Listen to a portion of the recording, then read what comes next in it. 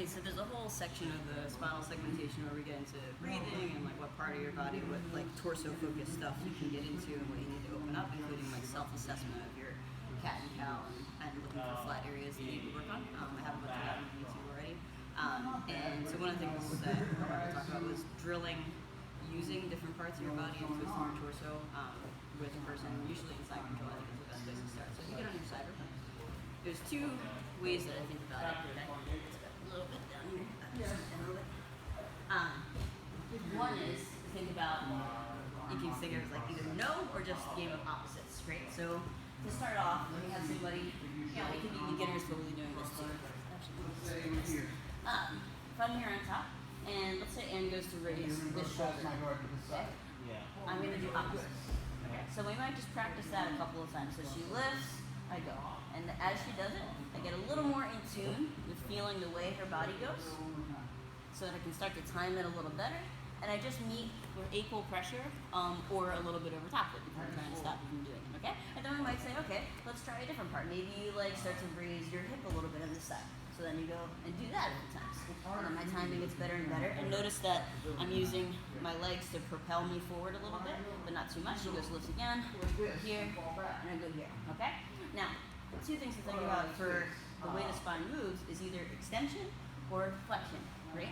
So if I'm going with trying to stop Anne from rolling away from me, for example, okay, let's say that she goes, let's just do extension first. This is demonstration. So if she starts to lift and turn towards me, I might extend, which means I'm lifting my chest just there, right?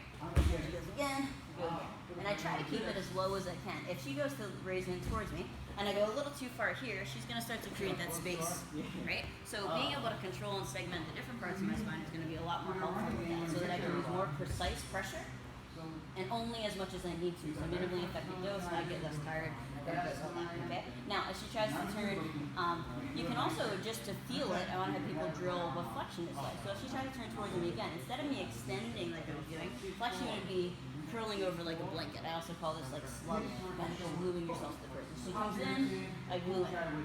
And making sure that you don't roll yourself over and kind of feeling all that stuff. You might think of that even more so though if the person starts to roll away from you, right? You can try, so if she goes away from me this time, I can do extension, a little bit lower, or if she goes away again, I can go flexion a little bit more. Where I think flexion is more useful is if I go to mount, so let's just turn this way. Over here. Okay. So I can do a bunch of things here too with the four corners that we do, and maybe a beginner would be a little bit weirder about this just because they're not used to mount. But if she raises this corner, we go back to, I just counter and do the opposite of whatever she's doing. Maybe she does this corner of her hip, and I drop the corner of my body to counter that, okay?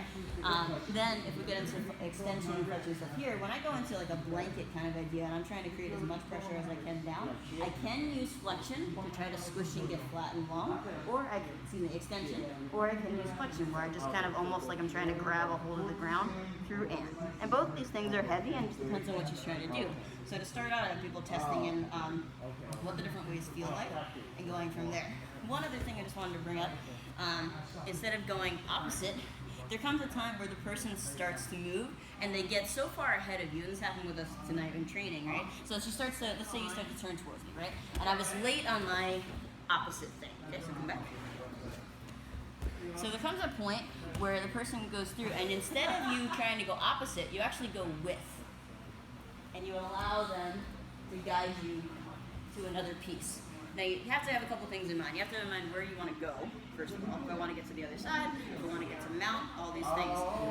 So you have to have some idea of what jiu-jitsu is and not just fall over. But she goes in, I missed my chance to do opposite, where I counter and keep her exactly where she is. So instead, I'm going to let her push with me, and now I'm a dance partner. I'm just going to flow around. This is combining with another game that I like to play that I just mentioned called Slug, where I see how much I can move around a person without disconnecting contact. Like a slug on a leaf, but I can't get off the person, right? Because that's not what slugs do.